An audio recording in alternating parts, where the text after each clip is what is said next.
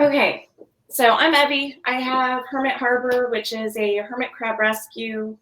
It's more like a sanctuary. They keep coming but not leaving. And in my store, I primarily sell shells. You guys may have seen my vendor booth videos. We won't get into that. This is a hobby and a passion of mine. I'm fascinated by shells and hermit crabs as well. This is not my day job. So, and I have Becca on here. She's familiar with my outline and what we're going to be going over. She's going to help keep things on track and snag any questions that you guys might have, so we can make this as useful for you as possible. Becca, did I kind of cover the intro? Yep. Yeah, I think so. Okay, so the first thing to go over are, what are hermit crab shells? They are the discarded shells of marine gastropods. They are sea snail shells. And the reason I feel that's relevant, let me grab one of these here. The reason I feel this is relevant is the different shells are different species of sea snail. So you have to keep that in mind when you're shopping for shells. The different sizes, the different openings, shapes, things like that. There are going to be some limitations. And where they come from. The shells are primarily a byproduct of the fishing industry. So the snails are caught for food, taken out. This is a waste product. They clean them up and they sell them for hermit crab shells. Okay. For Danielle, we will be getting onto that, on how to measure. So the next thing, what they use, I have all my visuals over here, so I'm going to be going out of screen a little bit. So what they use and what they don't use. Most of you guys have heard not to use painted shells, that they're toxic because the hermit crabs modify their shells. So these are pretty easy to see that these are not safe. However, where it gets tricky, I'm trying not to make a bunch of noise. Is it okay, Becca? No, You're good. All right. So where it gets tricky for most people, myself included, are the varnished or lacquered. This one is pretty easy. You can see the strip right here on the end. But identifying these, especially when you have these really pretty natural polished shells, this one's really shiny, so is this one, but this one is not safe. So this one's got this really easy tell right there, that drip on the end. But these, like the Murax, well, stuff stuck on it. It's shiny, which the Murax don't polish. This is a natural Murax. Both of these are apples. This one's shiny and polished. Becca, is that coming through pretty clear? Yes. Yeah, I can see the shimmer on the right side, or the gloss. Yeah, so this one is a good side-by-side because you can see this one's a dull matte finish and that one's shiny.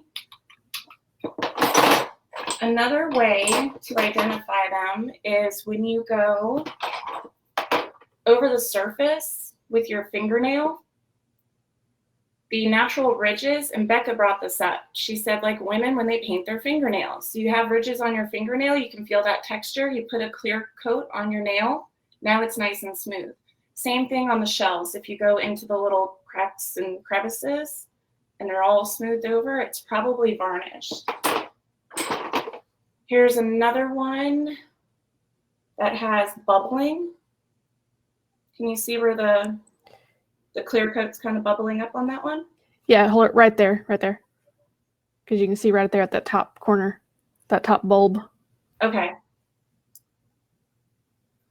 So that kind of covers my box of varnished shells, and none of them are immune. They do it to all of them. This little guy, that one's coated. And that one's hard to tell because they don't have a lot of ridges to do. But you can see on the underside, there's some, well, you guys probably can't, but you can see where the clear stopped right over here. All right, so hermit crabs have general preferences for shells, but these are not hard rules. In my store, I only carry the types that were recommended by people with a lot more experience than me on what type of shells to carry that are their favorites. And so some of the ones that I'm going to show you guys in my not preferred tub, some crabs do wear them. So this is not, like I said, a rule, but these are the ones I would recommend you avoid buying because they're not as likely to be chosen. First are these adorable things, the strawberry top or troca, I believe. So you can see that one. If you have these, they make great decor in the tank, but don't use them in your 3 to 5 extra shell count. The next, goldmouth turbos. You can see the gold on the inside of this one. Right, Becca? Yes. You that clear? Okay. And here is a pearlized goldmouth. And everybody asks, what is it about the goldmouth? I can't say for sure, and I don't know that anybody knows for certain, but if somebody does, they're an authority on this, please let me know, because this comes up a lot.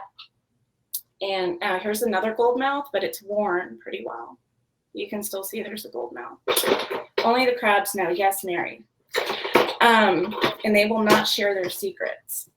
So I would avoid buying those. The outside of the shell looks very similar to a silvermouth turbo.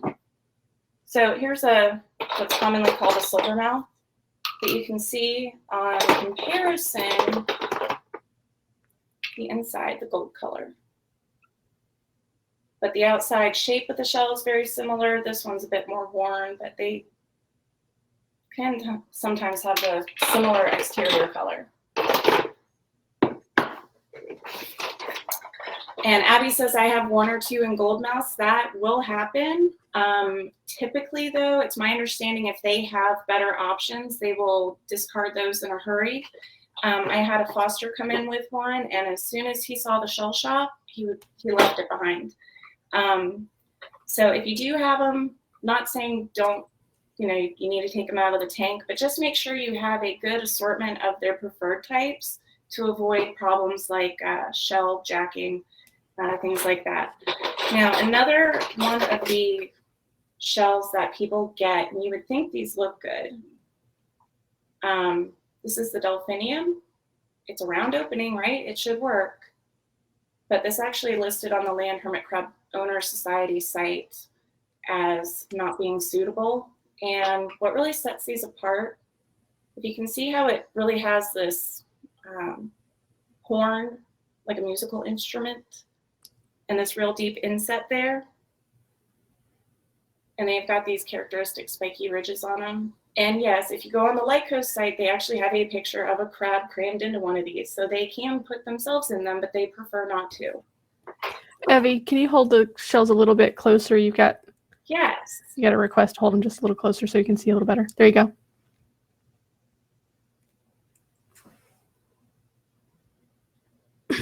Is it still okay to put them in the Crabitat? Sure, they make decor, but my recommendation is don't say that you have plenty of extra shells if you are counting these as your extra shells. I would make sure that if you're only keeping the 3 to 5 extra shells per crab, that you make it the types that are known to be their preferred shells. And these, because somebody might think this is fantastic and they will put this on. I don't know. And you don't need to send me an email that you were wrong. Look, pick this one. They have their preferences, but just make sure that you have enough of the types they like. So, and these are all shells that came in with some of my fosters. This is, I believe it's pronounced Tana. And this one, you can see the opening.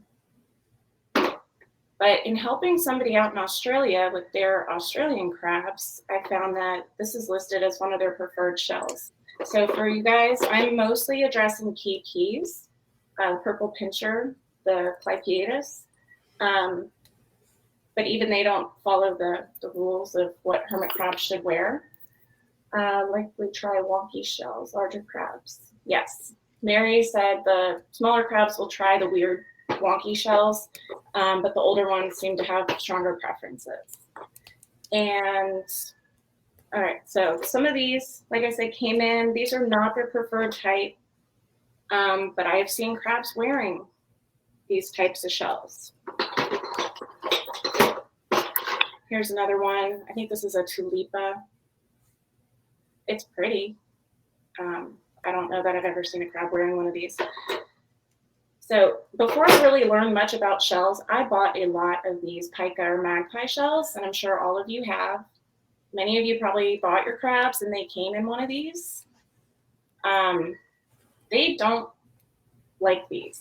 Once you get them into the tank and you offer the Peptilotis or the other turbo openings, very few crabs, in my experience and from what I've been told by more experienced keepers, they don't care for these at all.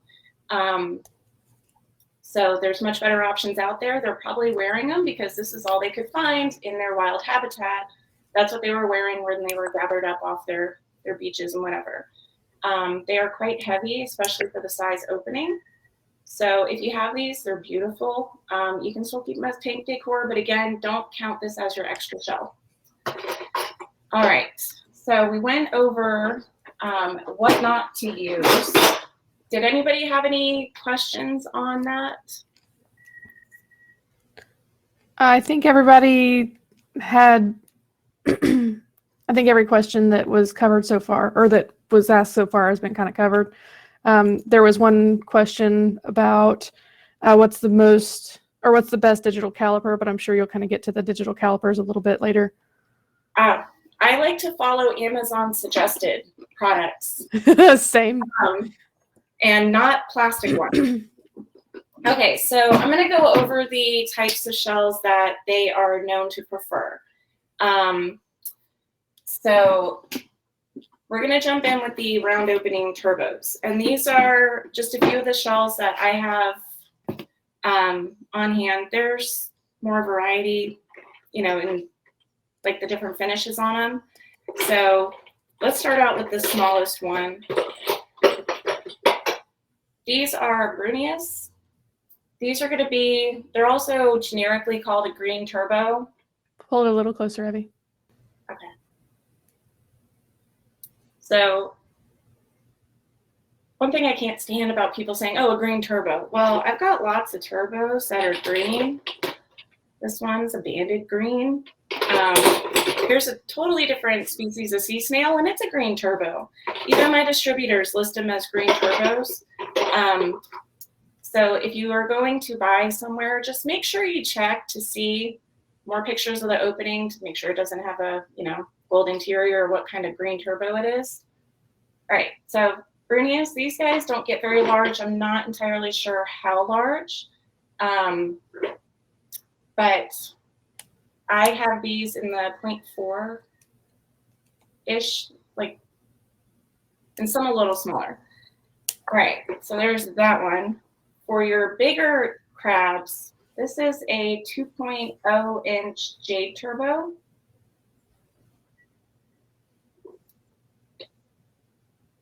So people that think they need a 2-inch shell, just so you know, your crab has to be this big. Yes, Mary, I love jades too. This one did not make it into inventory because look at the spikes on this. Oh, it's so pretty. Oh my gosh, this one got yanked and it's in my collection. Isn't that gorgeous? So pretty. See, I told you I get sidetracked.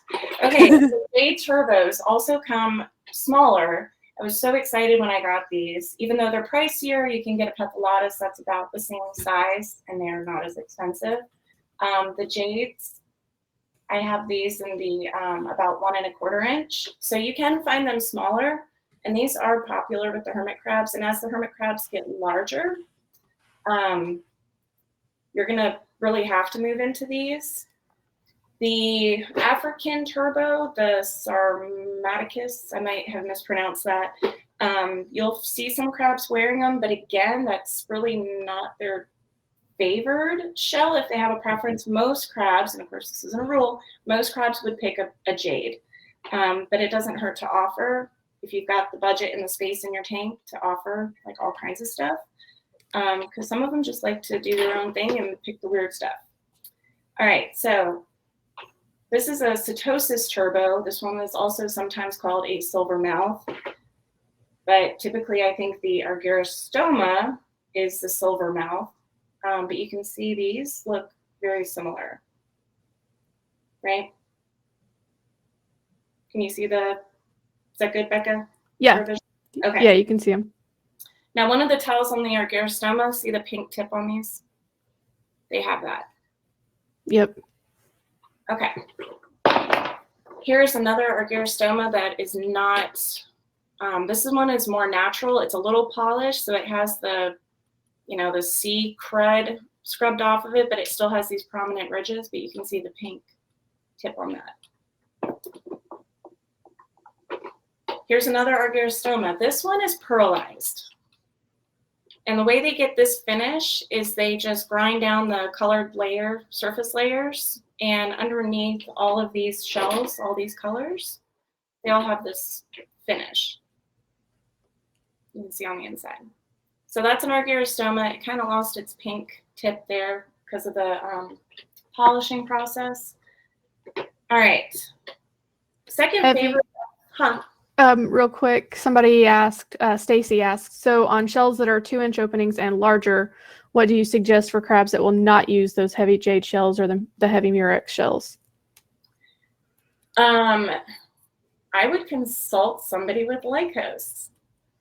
I am not entirely sure. Let's see. So Stacy asked that. She would be the one to know that. Stacy May, not Stacy Griffith. Oh, yay, there's my buddy, Michael. He says there are no other options. I guess they're just going to have to suck it up, Buttercup, and pick a jade. So,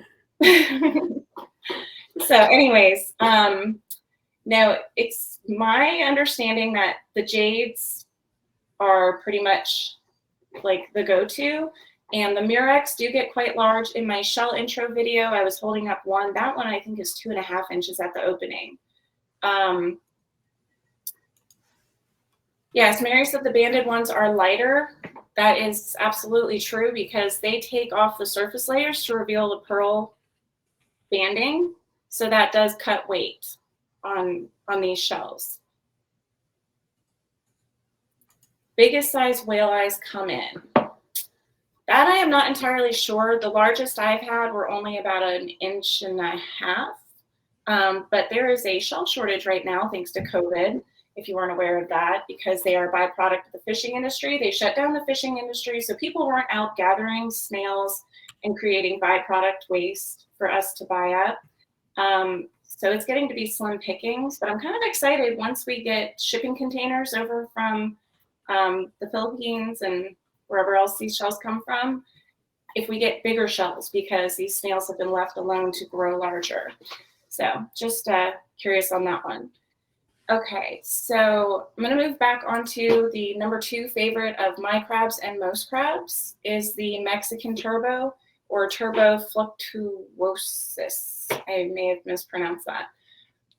These guys are natural. They're not typically polished. I've seen them polished. And these guys, for some reason, are prone to more what I call blemishes. And we'll be going over that, what's damage, what's blemish, as I define it. But these are super lightweight, and the crabs love them, but not as much as the Peptilotis. These are also called tapestry turbo or snakeskin turbo. But this is a Peptilotis turbo shell, round opening. And this one is the polished. I also have, for example, carved with the different designs in them. And also, a lot of people think, wow, it is so shiny, it must be coated. This one, it's polished, but it's just not as shiny as this one. These are natural. They're just really well polished. And pearlized carved Peptilotis.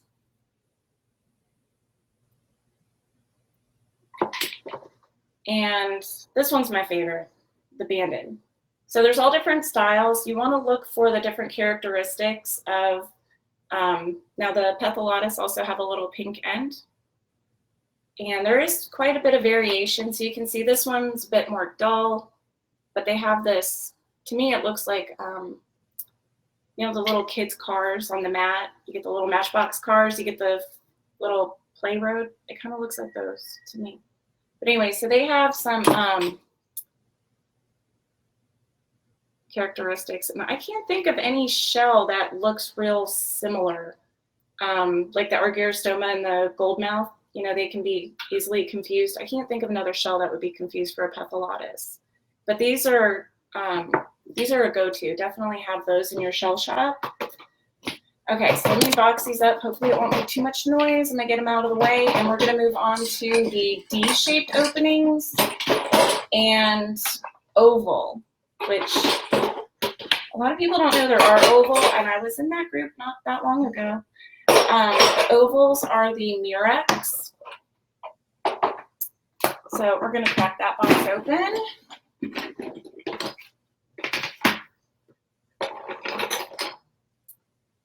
All right, so we'll start with the ovals. These are the Murax. And I've seen these listed as D, and I always wondered, how do you call this a D? It doesn't measure like a D. Bring it a little closer. There you go. So that is an oval. And by comparison,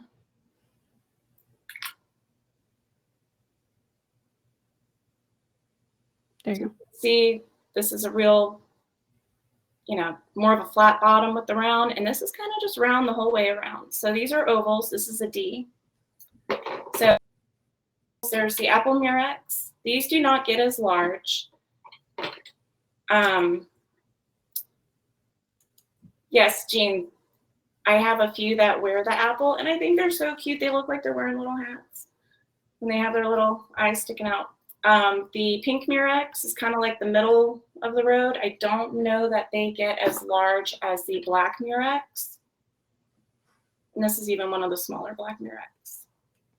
And as far as weight, the pinks are a bit lighter than the black. And the apple, there's a lot of variation in my experience on these because they're natural. They have a lot of the like the barnacles and different other organisms on them, and that can, I believe it's calcified. It can add some weight to the shell. All right, next up are the Ds.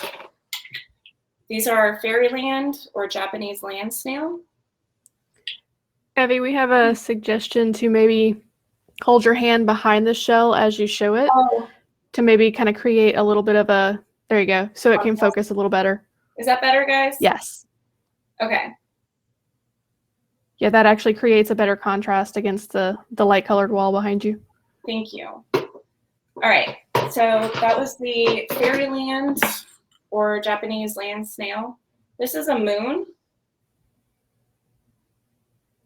Also called a shark eye or whale eye.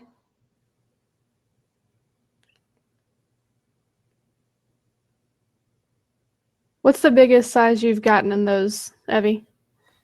The Fairyland are the bigger ones that I have, and I believe I still have 1.6. I've sold out of my larger moons. And I don't know, I may not have any 1.6 Japanese anymore either, especially not after having just said that.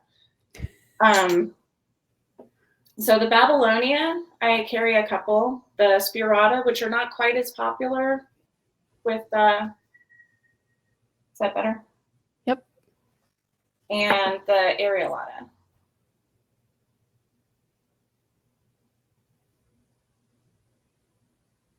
All right.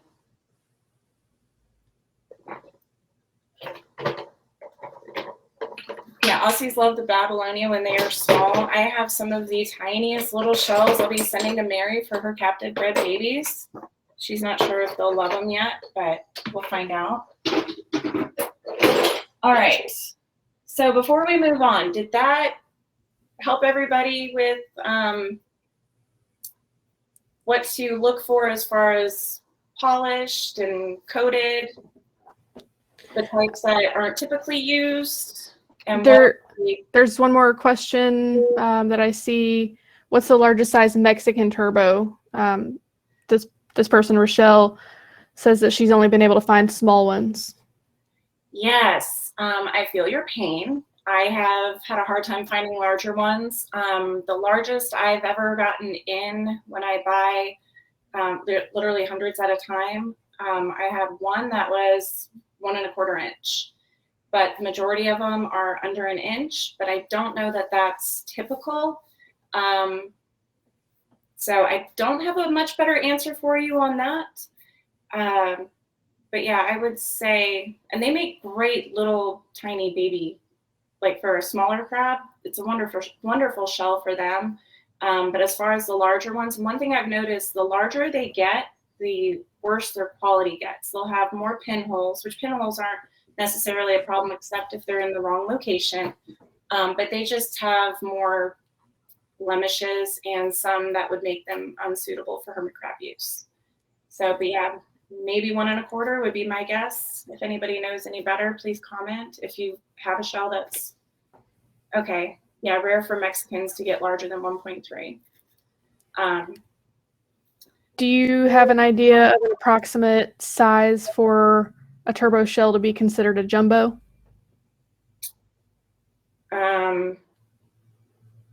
Trying to think. There's that one chart. Somebody will jump in with that one. Anybody? Anybody here that made that little chart where you put the legs spread out? Okay, some say 1.5.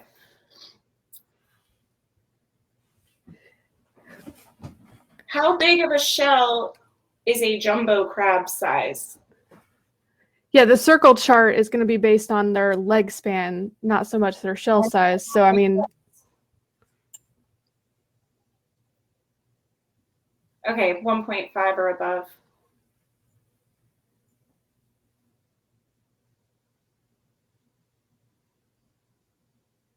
Yes, crabs can use shells that are too small or too big. I have one that refuses to get out of it. He's overflowing out of this thing, and he doesn't like to get measured. He grabs the caliper. But we'll be going over that as well. All right. So going back on to, all right, the next one is damage and blemishes. So when you guys go shell shopping, and say you're at one of these, the craft store or a souvenir shop, there's things you have to look for your hermit crab shells to make sure they are actually suitable for your hermit crabs. We already went over the paint and the varnish. The next are damage that would make them unsuitable for use. So I'm going to start with this Mexican, and I went and put these little green sticker dots to help you guys identify the, yeah. So there's a pinhole right there for this first sticker dot. And I think that one you could see from inside. There you go. Inside, you see it now? Yep. This right in there. Covered it. Now you can see it. That one's okay. It's a little tiny hole. It's not where the shell water is. You need to be worried about holes when your crab is sitting here and he's got water in his shell and he's walking along. He needs to be able to have the water stay in the bottom of the shell. So holes down here are not okay, but little tiny ones up there. And then there's also some right, a sticker, and those are a bit more prominent, but those are okay. And there's ways to test these. We'll be going over that.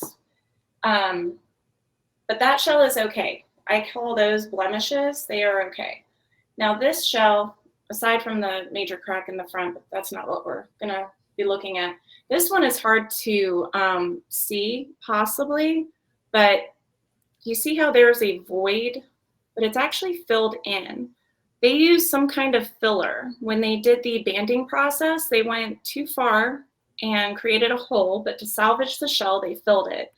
I found this on some of my Bandit shells, and then also on the pearlized shells. And the pearlized, they actually used a white, it almost looks like carbondo, to fill it in. So you need to watch for stuff like that. And I've asked them, do you know what this is that they use as a filler? They have no idea.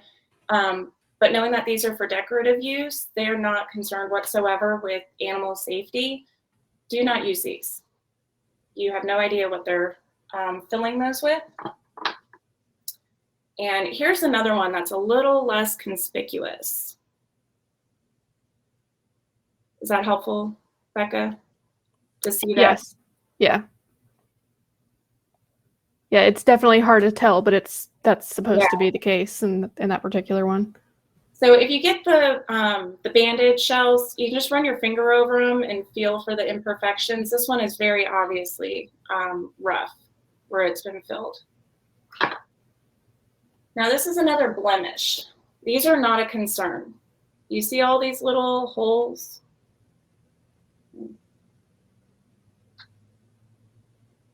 Becca, is that coming through? Yeah, that one kind of looks like it's just been roughed up a little on the edges. Yeah, so all these little holes, they do not go through. So if you look on the inside, it's intact. So these are only surface deep. These are okay. It's just not as pretty. So those are perfectly fine. Now, went over that. So when you go to do your inspection, check for those. And if you find these little holes and you're not sure, or say you get a Mexican and you think there's a hole, but does it go all the way through? I'm not really sure on that. You can pressure test it by putting it over your mouth and blowing into the shell. I'm going to do this even though it looks weird. And feel for air escaping. So if you can blow through this shell, there's a hole somewhere. And actually, I just found one back here. Right there. So I can feel that I'm able to exhale into the shell. So I found the hole down here. This one was pulled out of my stock. So all of these are. I didn't investigate any further. So you can blow into it, and if you feel the air escaping, just find out where it's escaping from. If it's not affecting shell water, it's okay.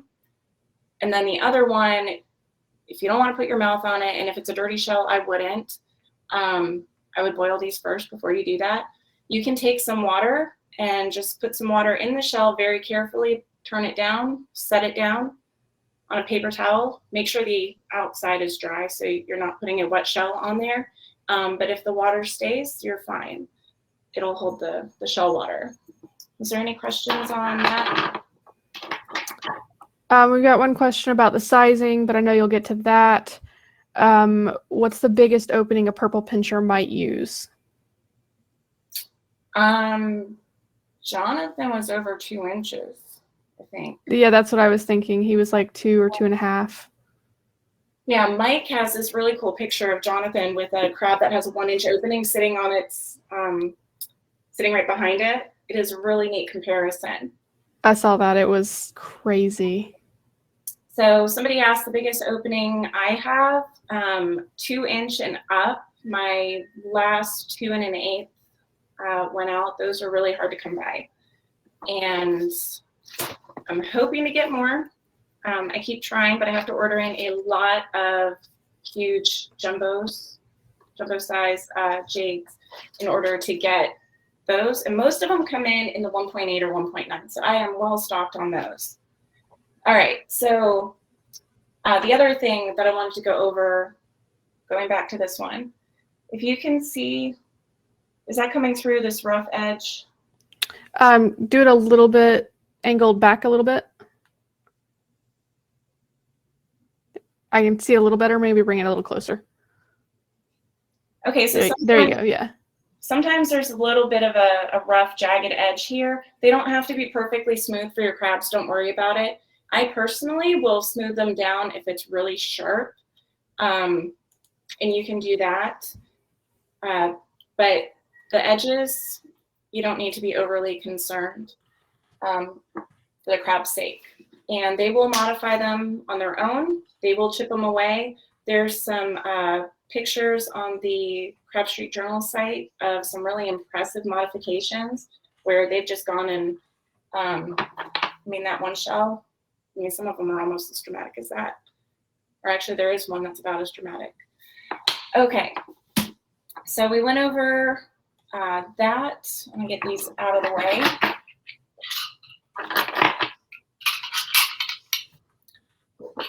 All right, next up, which is the one we're probably going to spend the most time on because this is the one that screws up most things for most people, is measuring.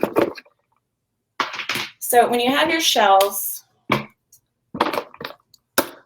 one of the things I would love to know is who came up with the way of measuring hermit crab shells, because this is where it gets really confusing. The way you measure a D, an oval, I hope I don't drop this, and a round.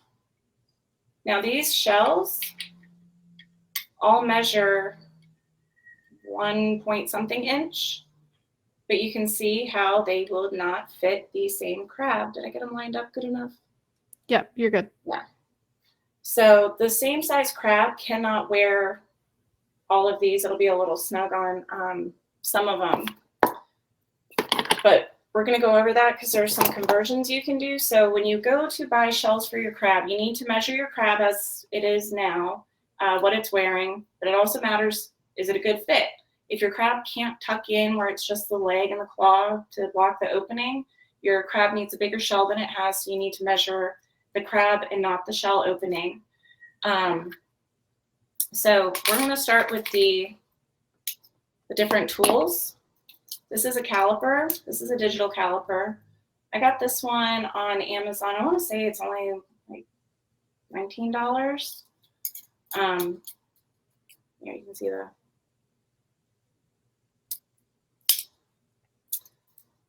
All right, so we have a caliper. We have a ruler. I got these at the dollar store. They are translucent. It is really convenient.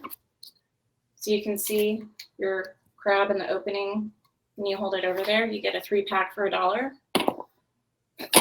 And this thing is my own design. It's a size template. As long as you print it out at 100%, my printer would default to 96%. Then your sizes are not going to be accurate. But if you get your printer set to 100%, it'll print this out. And I'll show you how to use these across the different size openings. And if you want to get that, it's on my website, hermitharbor.com. Go under Hermit crab info, I believe, and then Hermit shells, and all the way down at the bottom, it's a downloadable PDF. It's free. You have no obligations. And so we'll start with those real quick. If I'm a little 1-inch cut out. So when I cut them out, I leave a little tab on there for my finger just to hold it. So if you have a round opening, you just take the circle. This is going to be tricky to show you guys. Get it lined up. You just hold the circle over there. So that's a 1-inch. Is that coming through okay? It is. If you can get it a little closer. I can definitely try. There you go, just like that. Okay, so there's a 1-inch. Now this shell is slightly over. It's not 1 inch exactly, which that template is. But I'm going to go up to the next size, the 1.1. It's kind of hard to line up because it actually is not a 1.1. The 1.1 is too big. You see how the 1.1 overfills that hole, that opening, right? Yes. Okay. So this one is in my store, the 1.0 to 1.09. And you can tell because the 1.10 is too big.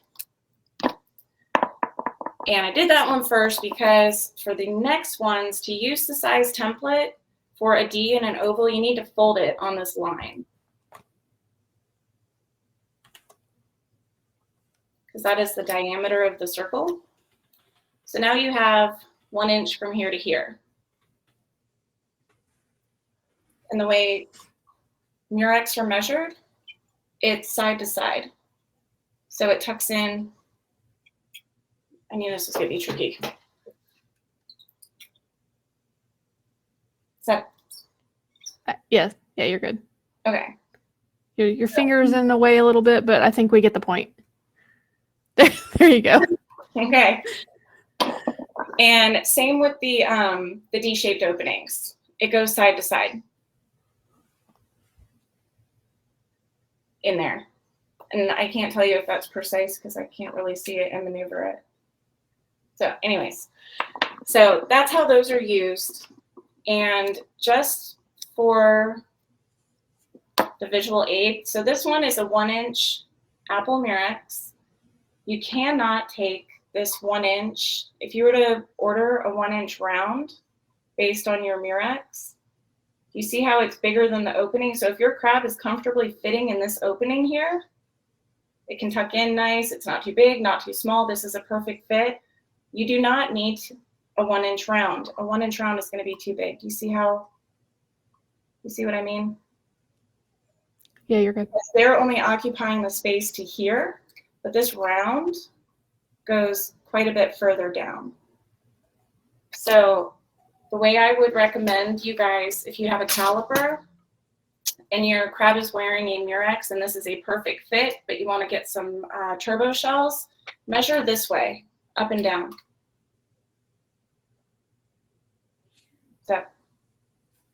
So normally they're measured this way. Measure this way. Because if you get your caliper that way, you turn it, now we have a circle. And so that was measuring 0.74. So I did cut out the 0.7 and 0.8 template. So what you can do for these is actually hold over your in oval shape to find which one is not too big. So you see the 0.8 is a little too big on the bottom.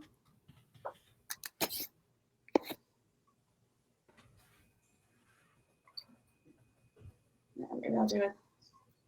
I don't know, it's the easiest way to show you guys. All right, so see how the 0.7 fits in that opening? Yes. Is that okay? So did that make sense to everybody? Can I get a yes, that was great? Because I find this to be really, Sue, can you give me a real quick conversion on 3 millimeters? And then I'll tell you if you can give me inches. Okay, so we're getting some positive feedback that that made sense to everybody. Tiny, tiny. 3 millimeters is a 0.118, so like a 0.12. Yeah, that would be really hard to cut out. I don't know if everybody has X-Acto knives and the patience. All right, now, one of the real pain to measure is the pica. So picas are actually round openings, and I'm gonna have to kind of get turned a little bit. I've seen where people say to measure from here to here. Is that coming through? Yes. Okay. The problem is your crab is fitting in this hole. Now does it look like a round? A little bit. Okay. So here's the bottom of a pica. Most people measure this way to this way, from here to here. But when you turn it, there you go. Here's the space they actually occupy down this hole. So you are measuring more than they actually occupy. So when you go to measure these, you can use the template if you want to. Just You're good. Just insert it in the hole to see, or your caliper, shove it down in the hole. Gosh, I feel like I'm doing that coordination test and failing. You're fine. So we can see that.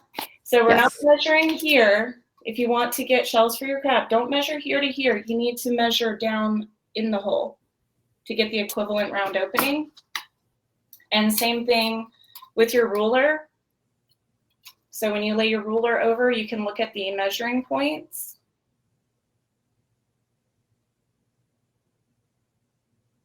But then you want to turn it. So that's where it gets a little tricky on the pica. And it's quite a bit easier on like your round opening to hold a ruler up. And Darcy of Crab Central Station has a decent video on how to measure. She goes over in detail how to get from here and measure over to here. You guys can find that on YouTube. So I recommend that one. Did I go over that well enough before we move on to how to measure the actual crabs? Because that kind of covers empty shells. Basic empty shell measurement. I think you're probably good. Okay. All right. So I do have crabs that are difficult and uncooperative to measure, but I thought that could be kind of chaotic. So I brought my other crab out to measure for the crabs that do not tuck in. Oh, it's losing its decoration. For the crabs that are not cooperative and do not want to stay in their shell so you can get a nice, clean, easy measurement. I've helped a lot of people measure their crabs. And if you have a challenge coordinating the phone to take pictures and navigate with the ruler, set your phone up to record a video, put it on a tripod or whatever, and then do your best to measure while you're recording an actual video. And then you can trim the video down. You can pause it when you get just the right angle, because trying to measure these guys can be really challenging. So take that little bit out. So just do your best to get it lined up and then go back and watch your video that you made. Okay, so to try and get them tucked back in their shell, I have had success by coming down from above. If you come up from below, a lot of times they grab it, which is kind of cute, but not. If you come down from above, a lot of times just something coming down towards them will cause them to tuck in. You can barely touch them and they'll tuck in. I actually made a video of one of my most recent fosters. She was hilarious. None of this bothered her. She did not want to tuck in for any of it. That's another reason I like the clear ruler, because you can put it over them and kind of get a best guesstimate on what to do. So come down over them and get that with you. Hopefully they tuck in. You can also go and measure, where's its opening measurement points? Go outside of them to get your best guess. Is that coming through? Yes. Okay. Now I lost my train of thought. So we've got the caliper, we got the ruler. The template probably won't help you much when it comes to measuring the guys like this. And so we went over the video on that. Now, measuring you guys have heard of how to measure the leg and the claw, right? When they're... That's probably going to be one people would love to know. Yeah. Let me see if I have a crab handy. Run away, crabbies.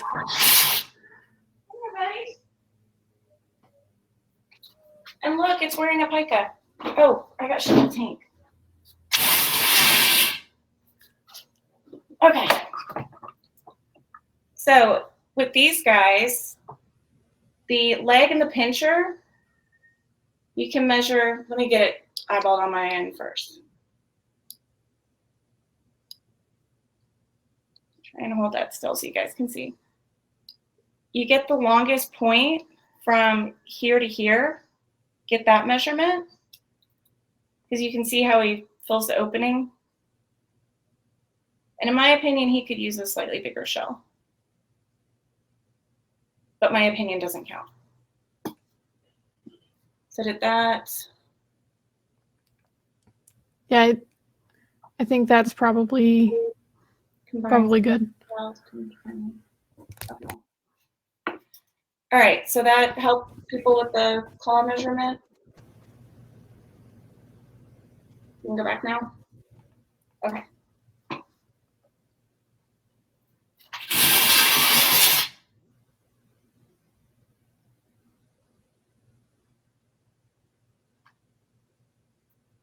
Here's someone else that was hanging out. Here's a better fitting. This one's a better fit in its shell. There you go, a little closer. There you go. So see how this one really just has the one leg and the claw? So that one's got a better fit on its shell. They're camera shy. Yeah, it looks like it was working on eating something. So I'm gonna put it back.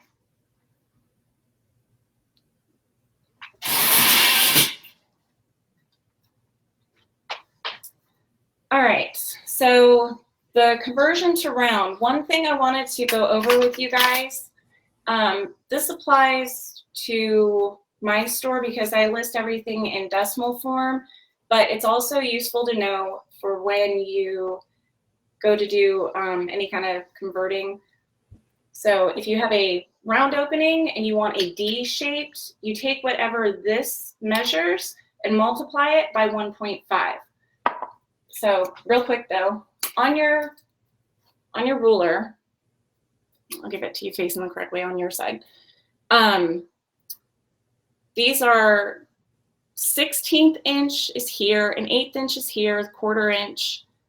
So to find the decimal, say you measured on your ruler to 7/8. An 1/8 inch is 0.125, just do that times 7. So 7/8 converted to decimal form is 0.875. So just remember that. So a 1/16 of an inch is 0.0625, and an 1/8 is 0.125. So once you get your decimal conversion, and on my store, all of my pictures, I have a little conversion chart.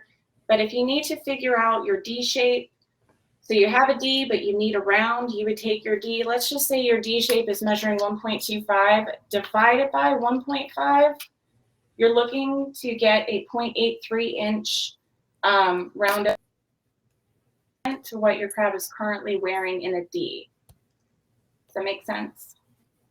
And I haven't come up with an easy number like that for the Murax yet, but it seems to be about 30% difference, whereas the Ds are about 50%. Okay. So we got the overall size, the claw measurement. Oh, and how many shells? I get asked that a lot. How many shells should I have? It's recommended 3 to 5 shells per crab extra, in addition to what they're already wearing, assuming what they're wearing is what they should be wearing. It's not painted, it's a proper fit, all of that.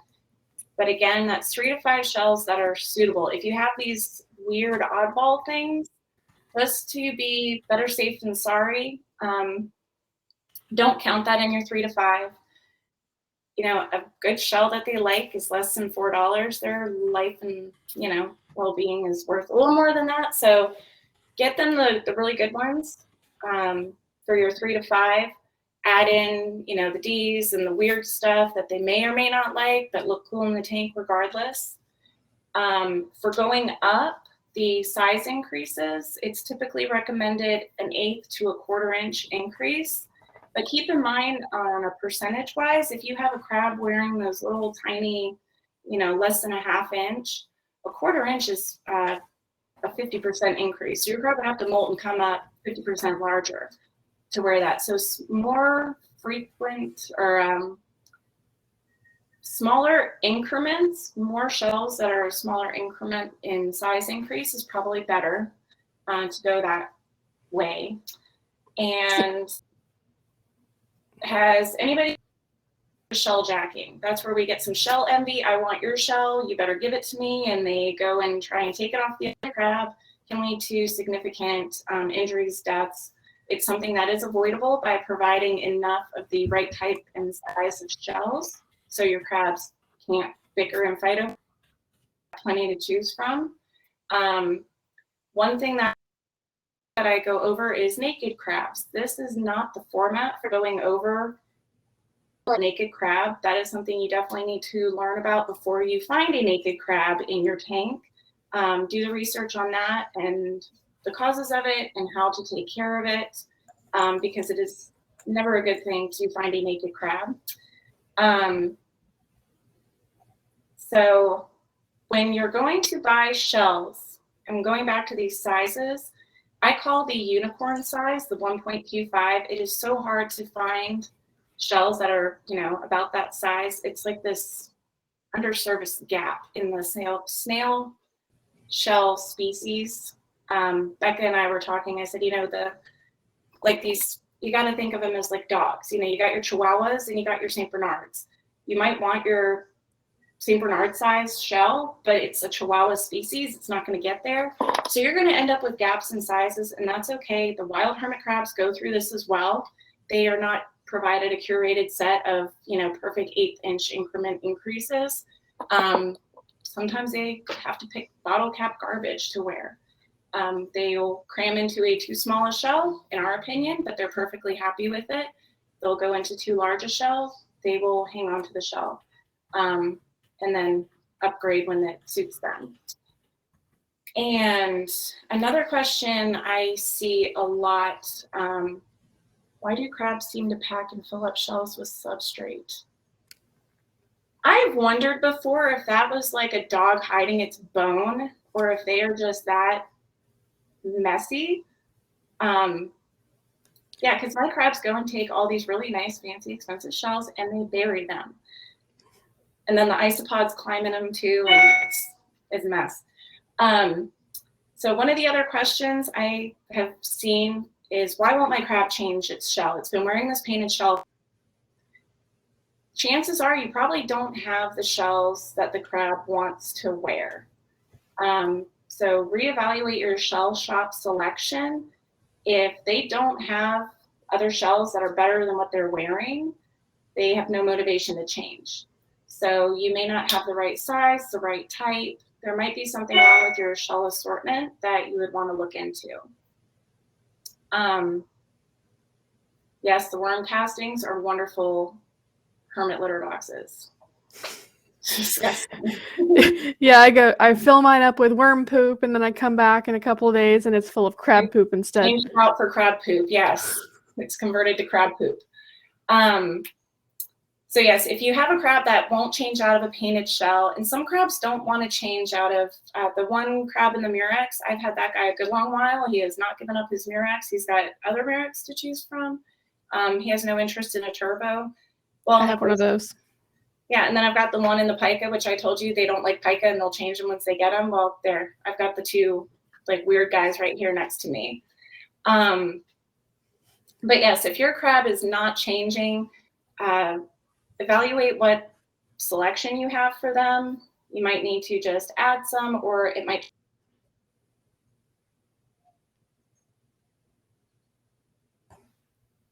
Uh-oh. Evie froze. I don't know if you can hear me.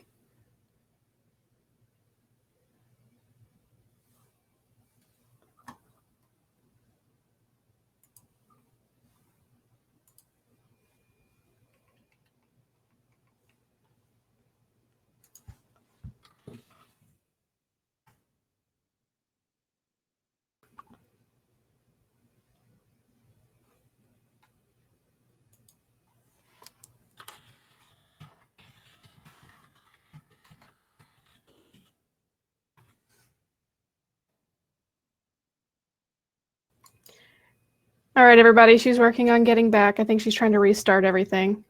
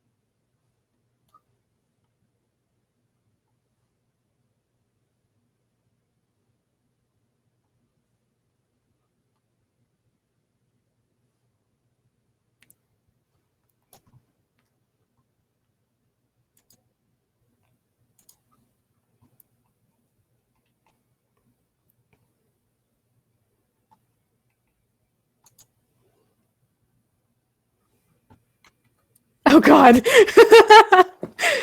I don't know about all that. So one of the last things on her outline here is how to clean your shells. So basically, when you want to clean your shells, you can just boil them in primed water, and that's going to get any kind of little hitchhiking microbes and germs and things that you don't want in your crab habitat. And yes, Dakota, make sure they're empty. You definitely want to make sure that they're clean too, though, because you don't want to introduce whatever from wherever the shells came from into your habitat. Also, one of the ways to make sure that your crabs are a little more inclined to change, you can, after you boil them, go ahead and dunk them in your instant ocean water, because that makes them smell like the fresh beach. It makes them a little more inclined to check them out. Lisa, no, you don't want to boil them in salt water. That can actually damage the exterior of the shell. But when you, after they're done boiling, and then you let them completely cool, then just dunk them in the salt water. That gives them that saltwater smell without damaging the shells. Carrie, the kind of water is just your normal tap water with prime. However you treat your water with the prime or whatever other conditioner that you use.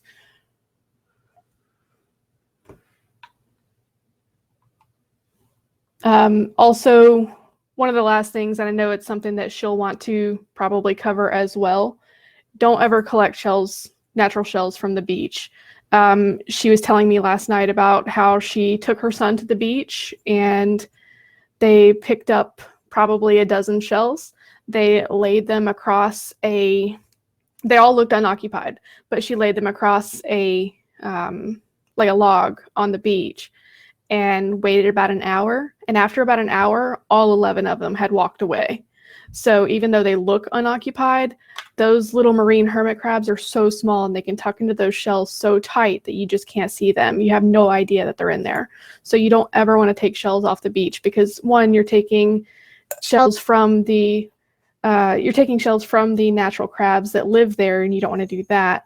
But also because you might be accidentally taking home a little friend. Hey, I'm back. Can you hear me? Yes. Okay. Now we've switched places. Mary said that you were handling this great, so thank you. You're welcome. I just tried to hit your last two items on the list. I told him about your 11 crabs that all walked away. Oh, when I collected you weren't supposed to tell that story. That was so heartbreaking. Oh, I didn't.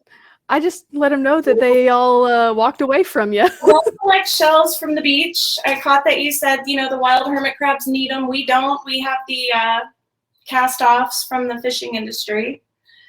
Okay. Yeah, somebody said they've seen a lot of marine crabs taken.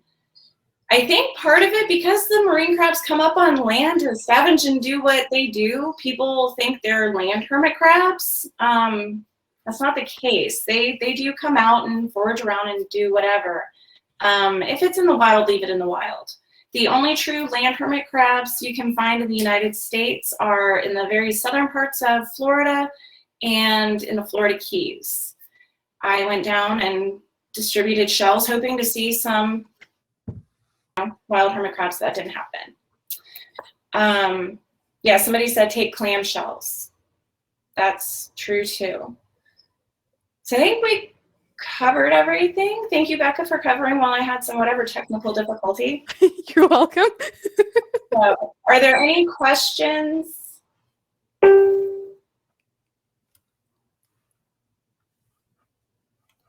No? Looks like you're good. All right.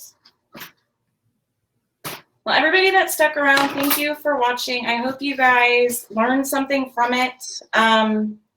And my website is hermitharbor.com. If you have any questions, if I don't know the answer, I know plenty of absolutely wonderful, generous people, very generous with their time, that will help me answer your question. Info@hermitharbor.com. And thank you for everybody else that chimed in to answer some of these questions. So I'm glad you guys found it useful. I'm seeing some of that. One thing real quick, Carrie asked about the balance of shell water. Basically, I just want to real quick let her know that that's going to be based on the crab's personal preference. They do a brackish mixture based on what they want. They keep some salt in there for molting purposes, some fresh water for drinking purposes. They do what they want. And Jean, if that was directed at me to become local rep, I already have, but I think the people taking care of all of that are too busy with CrabCon. So maybe my application will get dealt with later. And if it's directed at Becca, she has already looked and saw that there are no other local reps in her state. So I have considered it. But yeah, we're very passionate. Okay, local rep on hold until August. So yeah, they'll get around to it. But yeah, she and I are both real passionate about this. This is really fascinating and near and dear to our hearts. Okay.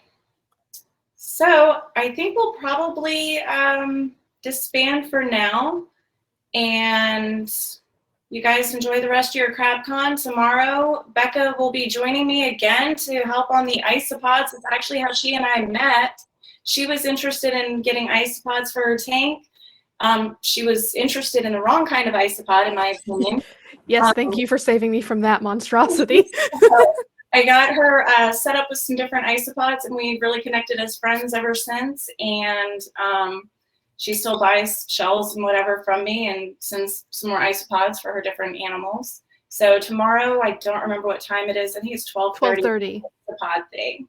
So yeah, we'll be going over the isopods. We'll see how cooperative they are. They get to scattering pretty quick in a hurry. So hopefully that won't be too entertaining. All right, guys, enjoy the rest of your day. Thank you. Bye. Bye.